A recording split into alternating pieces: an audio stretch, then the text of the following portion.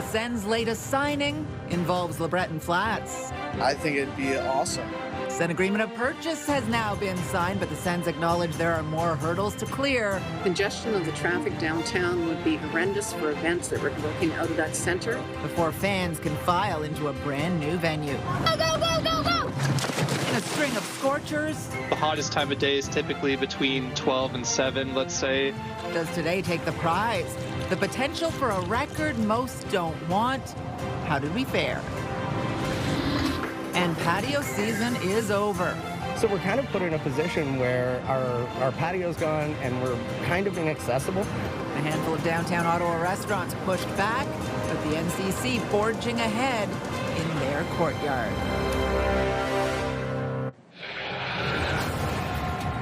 Good evening. We begin tonight with breaking news. The Senators' organization is one step closer to moving the team to the core of the city after reaching a deal in principle to buy LeBreton Flats almost a year ago. The club has now signed a purchase agreement with the NCC and is expressing cautious optimism a new venue will be built on the 11-acre property. The parcel of land just west of the Parliament buildings and directly across from Gatineau has long sat empty as other potential deals to build on the property fell apart.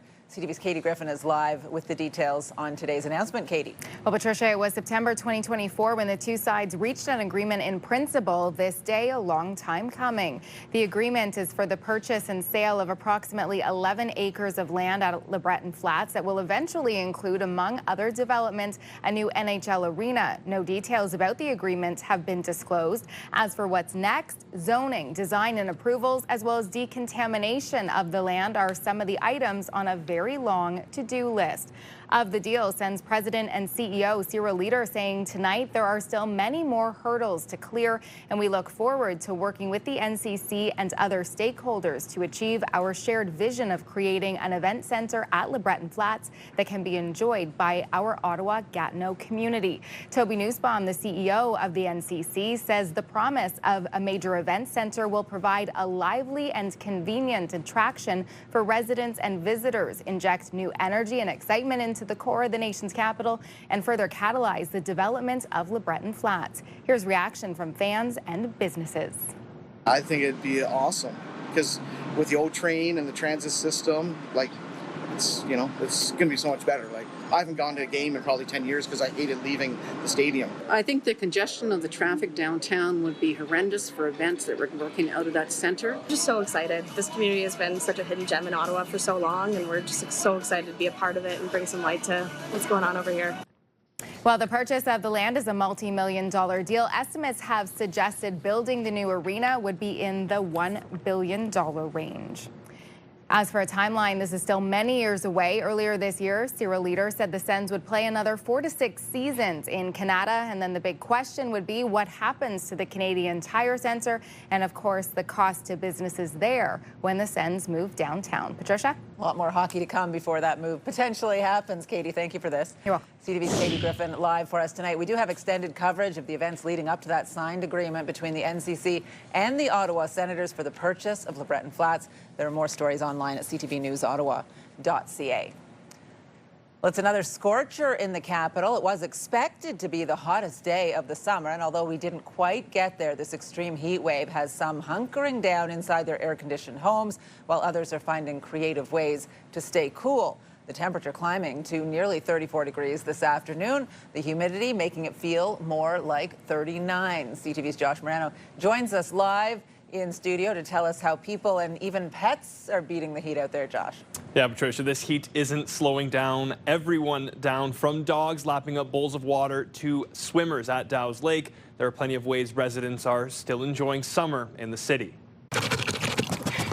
At Bruce Pit, Ruby is making sure to stay hydrated while playing with owner Sebastian Belil on one of the hottest days of the year. Obviously, just being well equipped, bringing a nice big ball of water, cutting through some shady areas, just trying to keep cool. Also for myself too. Water, a hot commodity for these pooches, with temperatures reaching as high as 34 degrees.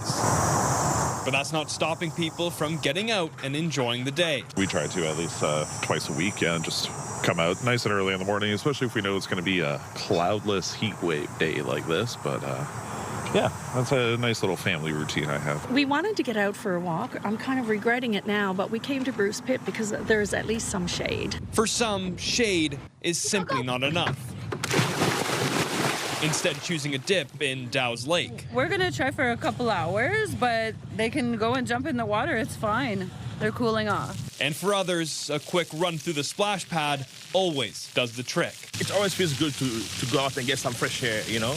Yeah, I know we have ACs, but then fresh air is always better. Environment Canada says the extreme heat isn't just uncomfortable, it can also be dangerous, and is reminding people to avoid the sun's most intense hours. The hottest time of day is typically between 12 and 7, let's say.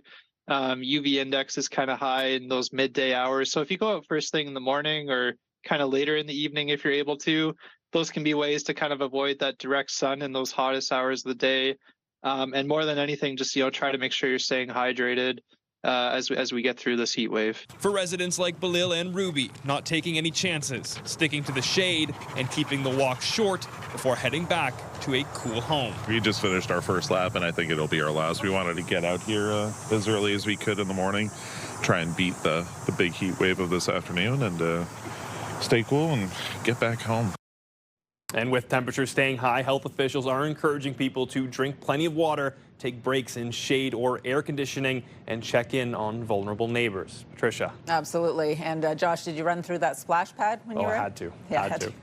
Thank you so much. Josh Morano reporting live for us tonight as we take a live look through our Centennial Glass Sky Cam. Still very hot out there, reading 34 degrees, so right about as hot as we were earlier this afternoon. As we get our first look at the forecast, Jackie is here now, is watching those dogs in Josh's piece. My friend posted a picture of her dog eating watermelon. Everyone doing whatever it takes just to stay cool in this heat, Jackie. Yeah, Patricia, and if you thought today was hot, tomorrow was just going to be as humid and as balmy as well. The heat warning is still in place. It's expected to stay in place until Tuesday. It could lift for some parts of the region, but it is expected the hot and humid air expected to stick around for at least Wednesday. This just gives you an idea of how far this heat warning is extending from southern Ontario all the way to the Maritimes. Again, humidex levels between 37 and 42. So really keep an eye out for heat exhaustion. A reminder as well that a burn ban is in effect, not just for Ottawa, but Kingston, Pembroke, and Petawawa. So that means no open air burns, no campfires, no agricultural burns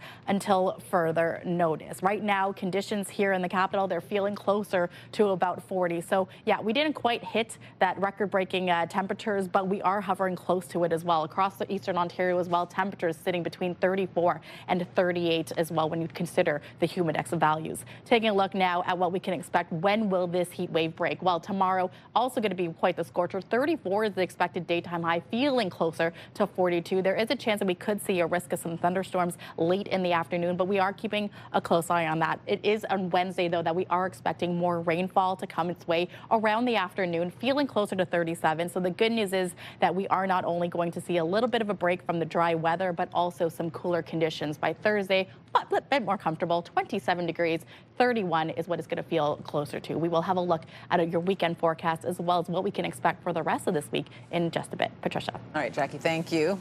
The heat wave certainly the perfect time to enjoy a drink on a patio, but for some Byward Market restaurants, the patio season has been cut short. The National Capital Commission forcing them to close their outdoor seating today for the rest of the summer as it begins a construction project in the Clarendon Courtyard.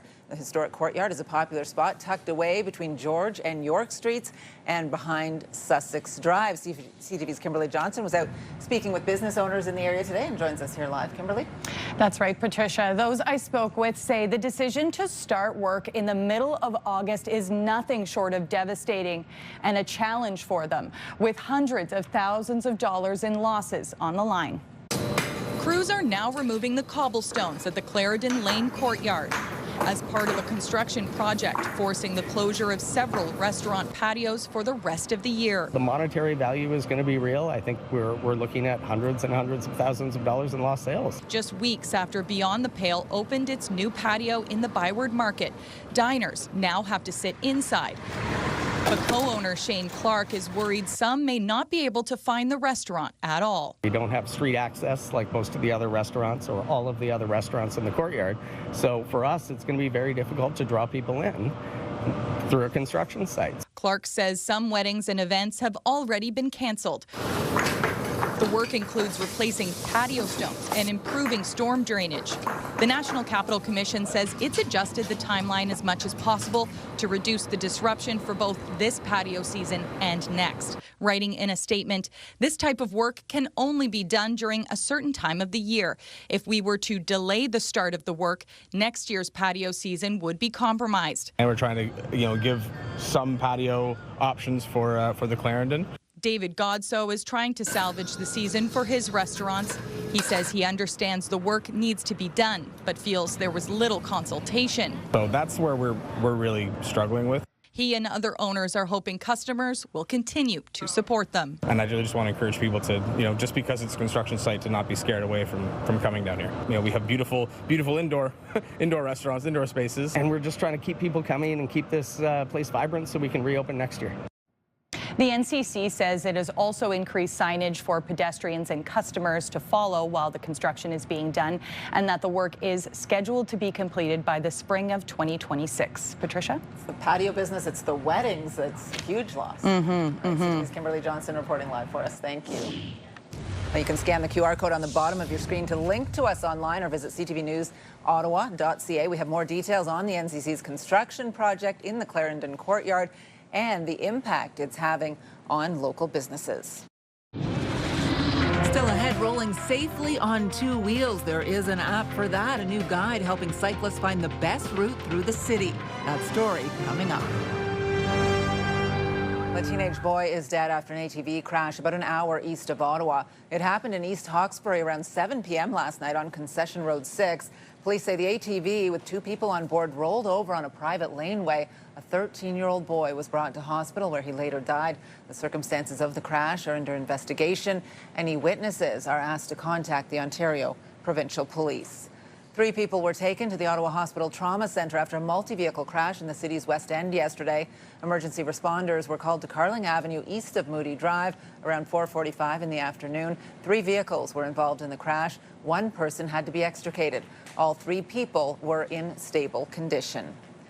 OPP are investigating a fatal motorcycle crash in rural eastern Ontario. Police received a call around 4 p.m. yesterday after someone found a man and motorcycle lying in a ditch on Flinton Road, northeast of Tweed. The man's identity has not been released. Well, turning now to the latest on a significant wildfire burning in the heart of Ontario's cottage country. Firefighters are working to contain the out-of-control blaze in Kawartha Lakes that is spreading quickly. CTV's Stefan Keys joins us now with the latest on this. Steph.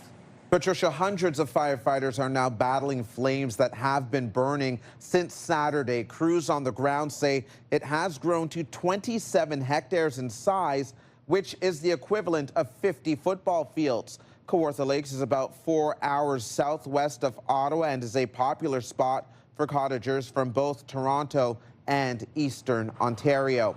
Complicating the firefighting efforts is the location. It is burning in a heavily wooded area that was severely damaged during an ice storm this past winter, creating hazardous conditions for emergency responders.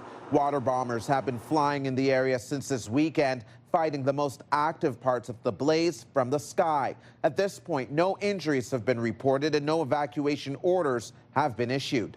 Having something so close and just being in view practically from where I'm standing right now is very it catches you off guard. It was a little ominous at first, like the planes, the helicopters, the smoke across the street.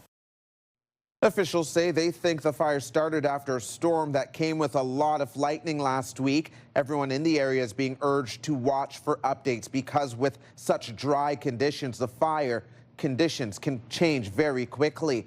About 7 fire crews are tackling this blaze, and it's not just people being asked to stay away. Drone operators are being asked to stay away as well from the active zone. Sometimes there's temptation to get visuals from the sky, but it can be dangerous for emergency crews and the pilots flying the water bombers. Patricia. CTV's Stefan Keys live for us tonight. Wildfires are also raging out of control in eastern Canada, destroying homes and forcing thousands to flee. In Newfoundland and Labrador, firefighters are working to contain several large blazes. As of Saturday, around 3,000 people were ordered to evacuate. It's not yet known how many structures have been lost because of the heavy smoke in the area. In an update today, officials said the fires are still growing with more dry weather in the forecast. again, Mother Nature continues not to cooperate with us, and crews again are up against the same hot temperatures and high winds throughout the day that they faced over the weekend. More Canadian Armed Forces members are heading to Newfoundland to help the firefighting efforts, and in New Brunswick, residents are being told to prepare to evacuate some areas. Air Canada flight attendants in 4 cities held protests today as their union leaders worked to negotiate a new deal with the airline. There were no demonstrations in Ottawa, but if flight attendants across the country go on strike as early as Saturday, you would certainly feel the disruption at our airport. CTV's Austin Lee joins us live now with more on this. So, Austin, what are the flight attendants looking for? Well, they're looking for higher wages, Patricia, but that's not all. The union says some other key sticking points include work rules and unpaid hours. Now, the demonstrations this afternoon went ahead in Vancouver, Calgary, Toronto, and Montreal. They didn't disrupt any flights today, but some upcoming trips could be impacted. A little concerned, but, you know, at this point, you have no point panicking. Air Canada flight attendants could walk off the job this week, worrying some passengers flying out of Ottawa Monday. We hope that doesn't get disrupted. So, like everybody else, the airline's responsible for you from the minute you check in and to the minute you land. So that's the way we're playing it. I'm gone for long enough that hopefully they'll resolve it so I can actually get home. More than 10,000 flight attendants could go on strike as early as Saturday if a new deal is not reached with the airline. We want to be paid fairly. We have incredible safety professionals across all sorts of different groups. They're all paid for safety. We are not. We are safety professionals. We are safety trained. That is what we are asking, and we are asking that to be done with fair wages. Flight attendants picketing Monday at airports in Vancouver, Montreal, Toronto, and Calgary. According to the union, an entry-level position at Air Canada pays roughly $2,000 a month before tax. And while wages are a sticking point, that's not all. We are actually only paid when the aircraft is in motion. So the entire time that we spend doing our pre-flight safety checks, boarding, deplaning, any medical emergencies that happen on the ground, we're doing that all uncompensated. The prospect of a strike may have some travelers now looking to purchase insurance in case there are some disruptions, but the ship has sailed with respect to travel insurance, trip cancellation, and interruption. Every insurer has now come out with saying that only if you bought cancellation insurance prior to, in one case, July 28th, in another case, August 2nd, would you be eligible to make a claim if you had to cancel your trip or your trip got interrupted. Travel insurance brokers say one option is to buy a refundable ticket with another airline as a backup plan. But for some travelers, the thought of a cancellation isn't all that concerning. I can't think of a better place to be stuck than with our friends in Scotland, so I'm okay. Now, for its part, Air Canada says it remains at the table and is focused on achieving a deal that recognizes the contributions of flight attendants and supports the competitiveness and long-term growth of the company. Patricia. A lot of travelers will be watching this one closely. Thank you, Austin. CTV's Austin Lee reporting live for us tonight. And the number of Canadians traveling to the U.S. continues to drastically drop this summer as the trade war drags on. According to Stats Canada, in July, there were 1.7 million Canadian return trips to the U.S. by car. That's down nearly 37% compared to last July, while return trips by air were down 25%. The Ottawa airport is also seeing a 15% decrease in the number of Canadians returning from the U.S. in July compared to last year, while returns from non-U.S. destinations were up a whopping 70% last month. Well, Donald Trump wielding his power at a fiery White House news conference today. The president placing the U.S. Capitol under federal control, deploying the National Guard and sidelining local police. CTV's Mike LeCouture has the details. Today's press conference was all about President Trump flexing his muscle, saying that only he can clean up the U.S. Capitol, and adding that no one else can broker a deal to end the war between Russia and Ukraine. I'm announcing a historic action to rescue our nation's capital from crime, bloodshed, bedlam, and squalor. The U.S. president describing it as Liberation Day in D.C. In a bid to crack down on crime, Trump is placing Washington under federal control while also deploying the National Guard. But now they are allowed to do whatever the hell they want. On the streets of D.C., protesters pushed back on the idea that the Capitol isn't safe And Mayor Muriel Bowser said violent crime is at its lowest level in more than 3 decades. If they can place us under military control without our consent, they will carry this playbook to every community that dares to push back in the United States of America. While using his authority on the Capitol, President Trump was asked how he'll push Russian President Vladimir Putin on Friday in Alaska, in what Trump is describing as a feel-out meeting. Russia's occupied a big portion of Ukraine. They've occupied some very prime territory. We're going to try and get some of that territory back for Ukraine. Trump also used the term land swap, indicating that Ukraine could also have to give up some territory. Ukraine's president is not invited to the talks and in his nightly address cast doubt that Friday's meeting will bring peace. На що розраховує Путін і до чого реально готується? Volodymyr Zelensky said Putin is not getting ready for peace, but instead is getting ready for a new military offensive. Zelensky also spoke to Prime Minister Mark Carney today, where the two leaders agreed international borders cannot be changed by force and that any decision on Ukraine's future should be made by Ukrainians. Mike Lecouteur, CTV News, Ottawa. Stay with CTV News for continuing coverage of that international situation and President Trump's decision to deploy the National Guard in Washington.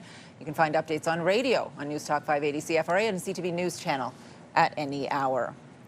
A sign along the 174 in Orléans had to be fixed and replaced because of a spelling error.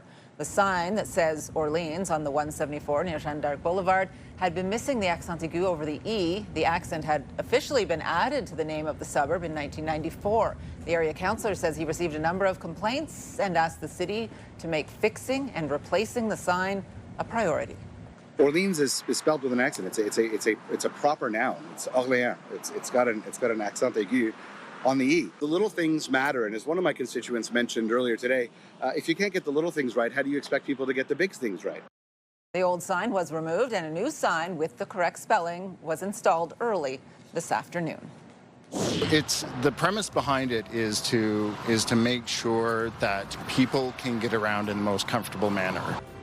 Getting from here to there on two wheels, not always the easiest in the city. We'll tell you about a new app that prioritizes cyclist safety coming up. Jackie. Thanks, Patricia. Well, we have clear skies for tonight. There will be little relief from the heat as overnight lows hover between 20 and 23 degrees throughout eastern Ontario. And cool air is expected to move in late Tuesday night. Those details in just a bit. Here's a live look, though, through our Centennial Glass Sky Cam. It is 33 degrees, feeling more like 37. And a live look looking at Lansdowne Park and downtown Ottawa.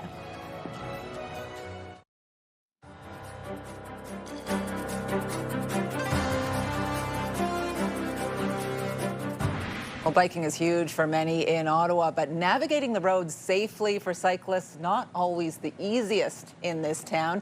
It has inspired a team to create an app that makes it less stressful and more comfortable for those on bikes to get around Ottawa. CTV's Camille Wilson has more. A recent rash of collisions involving cyclists in Ottawa has caused much concern about the safety of bike routes. There you go. Nicholas Eason, a veteran cyclist, says he welcomes any help to make bike travel safer. Sometimes it can be challenging, but I guess it depends on the comfort level. If there's a bike path like here, obviously I'll make use of it.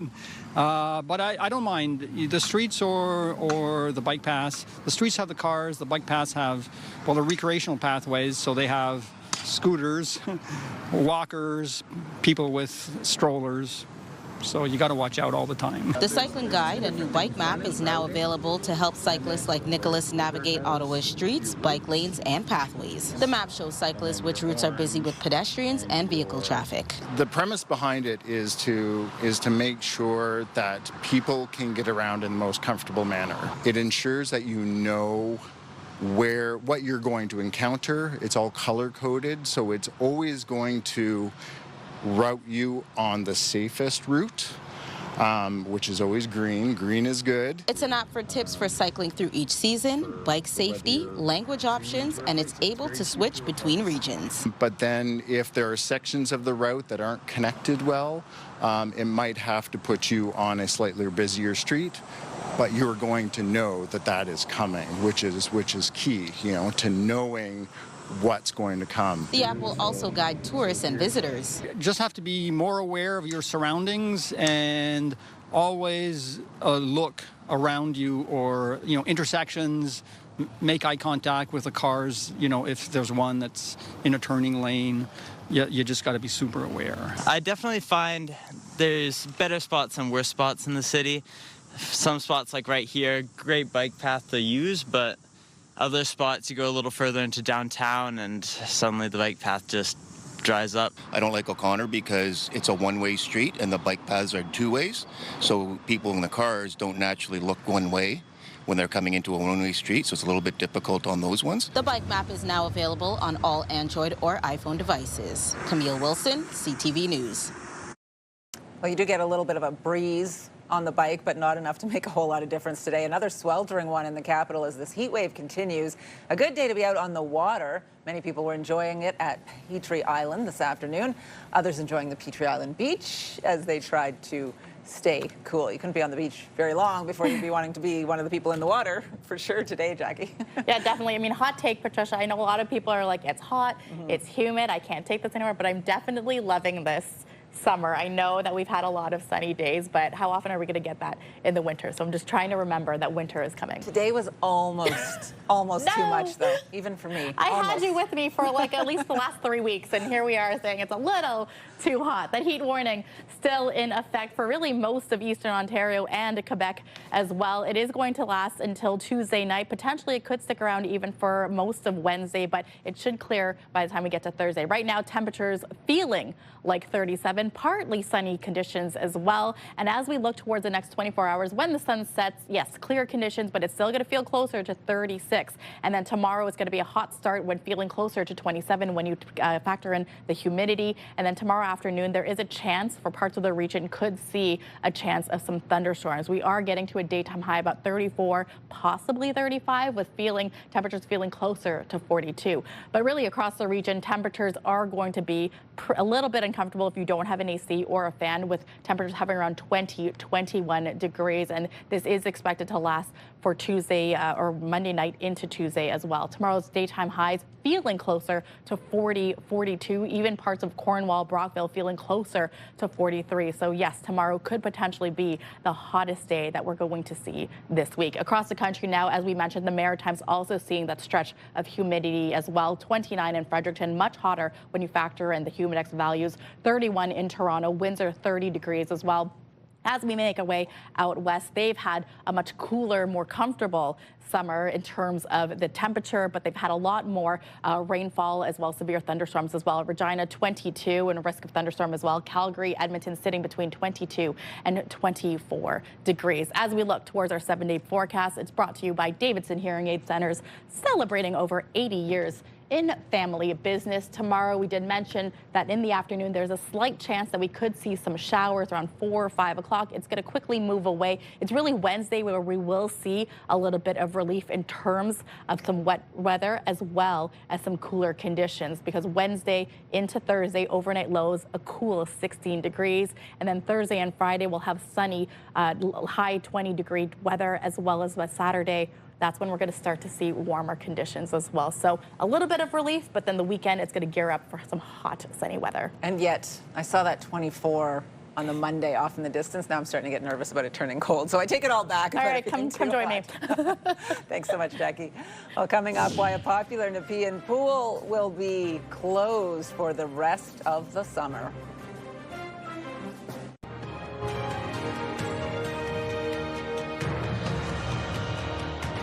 Well, now some other stories you need to know right now. In the middle of this heat wave, we are learning a popular pool in the city's south end will remain closed for the rest of the summer. CTV's Stephan Keys joins us now with the details on this and other stories. Steph.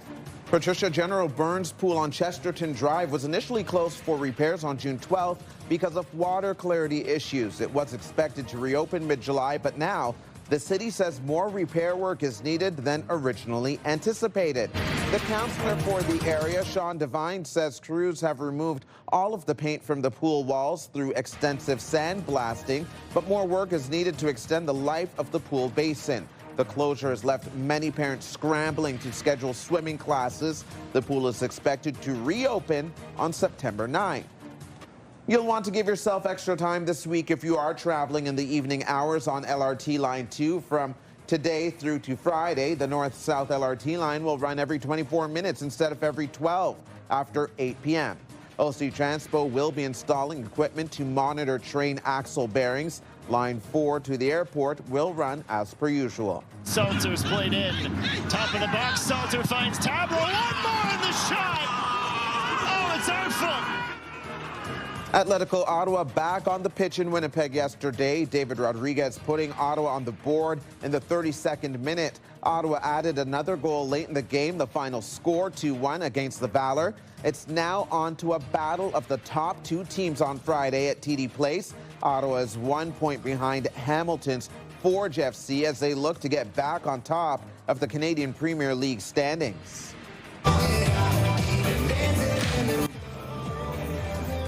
The Navan Fair in full swing this weekend. It has been an annual tradition in the community since 1946. Thousands of visitors came out this year to enjoy the festivities, everything from the popular midway rides to live music, horse pulls, and a demolition derby. There are multiple fairs coming up throughout the region with varying dates until the end of September. And fairs are certainly worth a drive for some family fun. Patricia, I'm going to be dating myself, but for anyone who is more of a downtown dweller and misses a Super X at Lansdowne, this is a great alternative. Yeah, I used to volunteer waitress at the Super X Lansdowne way back in the day.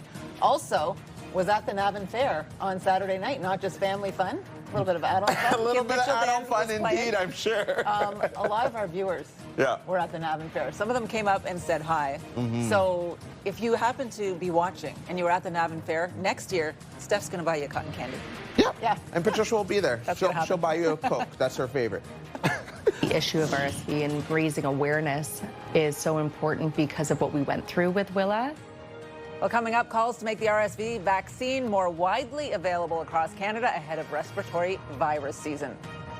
Get the latest live local breaking news. Sign up now for our morning and evening CTV News Ottawa newsletter. The best local content from CTV News, CTV Morning Live, and News Talk 580 CFRA. Get it all in one place. Sign up now at ctvnewsottawa.ca. The CTV News Ottawa newsletter is brought to you in part by CAA Business.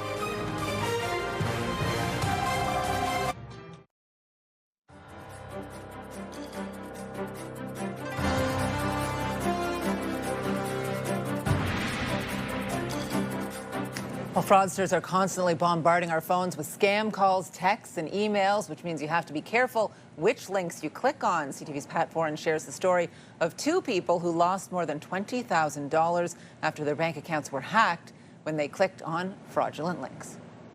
Just be careful. Christina Petrozelli of Mississauga got a link that said she had to click on it to decline a purchase. Concerned she was being scammed, she did, but it led to her being hacked and her bank account being taken over. I clicked decline, and I guess that's where the scam was, because me clicking decline was them having access to my account.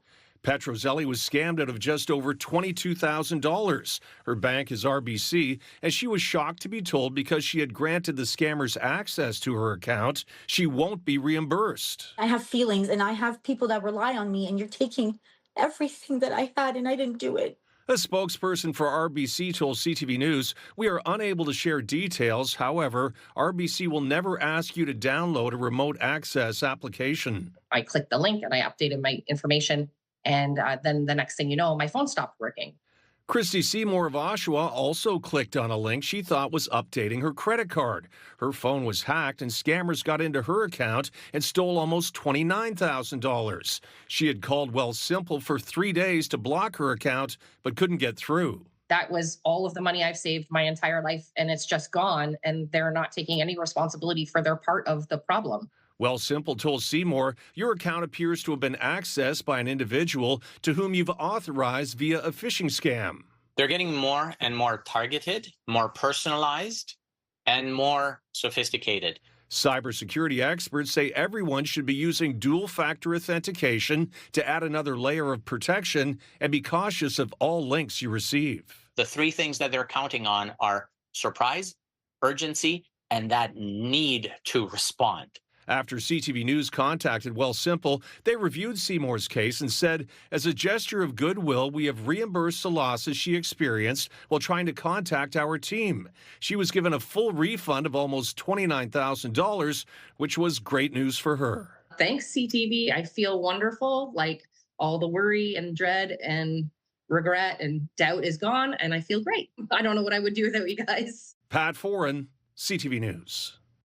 Well, summer will be coming to an end before we know it, which means respiratory virus season is just around the corner, and medical experts are urging all provinces to protect babies from RSV this fall and winter. CTV's health reporter Pauline Chan has the details. Respiratory syncytial virus, or RSV, is the leading cause of infant hospitalizations in Ontario, with 1 in 50 babies affected in their first year. The issue of RSV and raising awareness is so important because of what we went through with Willa. That was in 2023, before immunizations against RSV were available in Canada. The emotional trauma of seeing your 2-month-old be hooked up to all these machines. She was sick for about 2 weeks. We were in the hospital for 4 days. Then I would say it took a couple more weeks for her to start getting back to herself. We don't have an antiviral drug. What we do is what we call supportive therapy, so oxygen, IV fluids. Dr. Vivian Brown says RSV is a very common virus that can affect any baby. The number one risk is no risk. We see it in normal, healthy babies. We see RSV throughout the year, but predominantly around October through March. But a couple of years ago, the Children's Hospital in Eastern Ottawa had an overflow of RSV cases in August. The majority of infants recover, but it can leave permanent effects. Every time she gets any sort of respiratory illness, it takes a really long time for her to recover. And I think that can be correlated to her experiencing RSV. Right now, Ontario is the only province covering both the vaccine Abrysvo, offered late in pregnancy to protect newborns, as well as antibodies called Beyfortus, given to infants. If they had been available, I would definitely have opted in to having the vaccine prior to giving birth to her. The Federation of Medical Women of Canada is urging all provinces and territories to follow Ontario's example. But even in Ontario, many families aren't aware that this protection against RSV is available. Pauline Chan, CTV News.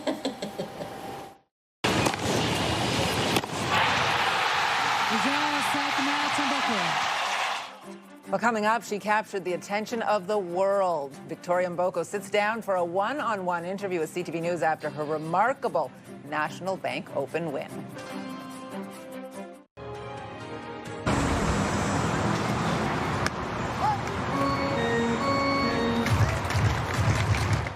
Well, it was a tight battle over at the Ottawa Stadium yesterday, but ultimately the Quebec Capitale bested the Titans.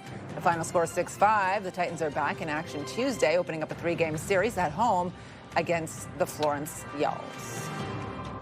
Well, fresh off her incredible run at the National Bank Open in Montreal, Canada's tennis queen, Victoria Mboko, is soaking up the spotlight, but also trying to stay focused on her next match, the U.S. Open. The 18-year-old shocked the tennis world when she claimed her first title last week. CTV's Adrian Gobriel spoke one-on-one with Mboko about her recent success.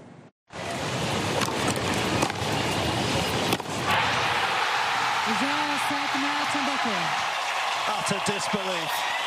Victoria Mboko's maiden WTA title.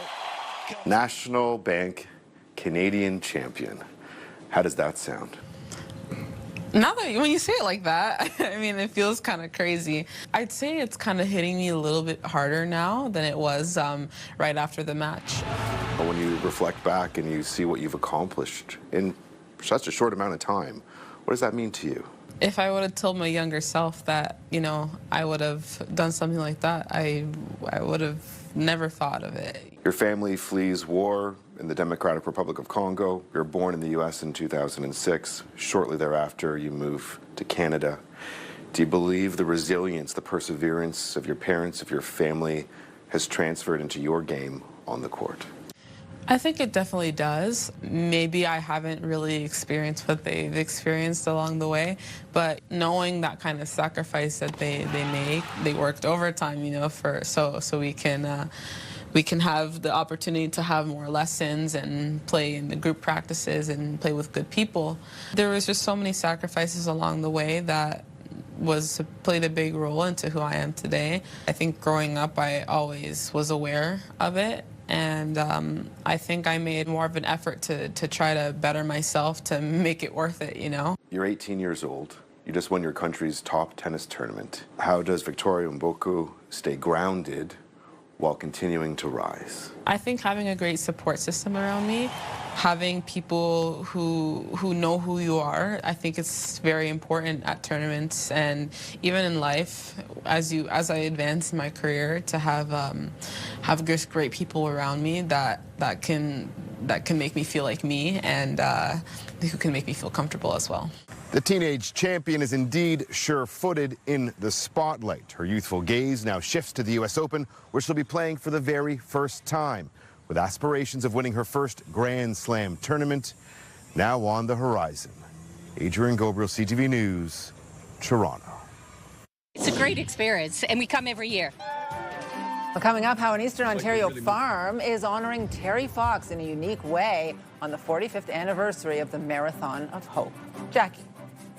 Thanks, Patricia. Tomorrow is expected to be another scorcher here in Eastern Ontario and here in Ottawa. 34 degrees is going to be what we're expecting, the hottest day, feeling more like 42. Now, remember, this time of year, we usually see daytime highs about 25 degrees. The good news there is cool air is expected to come in Tuesday night into Wednesday. Still hot and muggy, but then Thursday will be a little bit closer to seasonal conditions. Here's a live look through our Centennial Glass Skycam, where right now it's 31 degrees, and we are looking towards Sussex Drive and the Ottawa River. You're watching CTV News with Patricia Boll.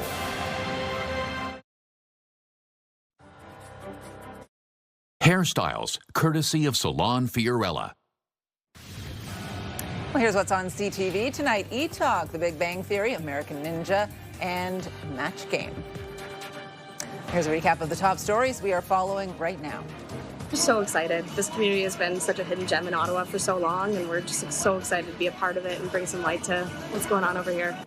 A major step forward towards building a downtown arena. The NCC and Ottawa Senators signing a land purchase agreement for LeBreton Flats. Kind of put in a position where our patio's gone and we're kind of inaccessible. Patio season cut short for several restaurants in the Clarendon Courtyard in the Byward Market because of a new NCC construction project. You go! Jump right in. Scorching temperatures in the capital, many choosing to stay cool at the new swimming spot at Dow's Lake. One final check on the weather. Another repeat of the hot day tomorrow. Yes, and I'm sure for the next couple of days, people are going to find ways to keep cool. Take a look at tomorrow, waking up and heading out the door at 7 a.m. Well, temperatures, yes, 23 degrees, but it's going to feel closer to 28. Even before noon, we'll hit temperatures that feel closer to 30 and above. 34 is the daytime high. There is a chance that we could see some showers or a chance of some thunderstorms late in the afternoon for Tuesday, but it's quickly going to move through. It's Wednesday where we will get some relief in terms of from the dry weather. We're going to have some rain come in, and there is a slight chance that we could see some cooler air moving in, but the heat warning could still be in place for Wednesday. Take a look at Thursday into Friday. 13 the overnight low, so just make it to Thursday, and we'll be back to some seasonal conditions. Patricia. That overnight low on Monday, 11 degrees. It's like fall is just around the corner. You're ready to go. Oh, my goodness.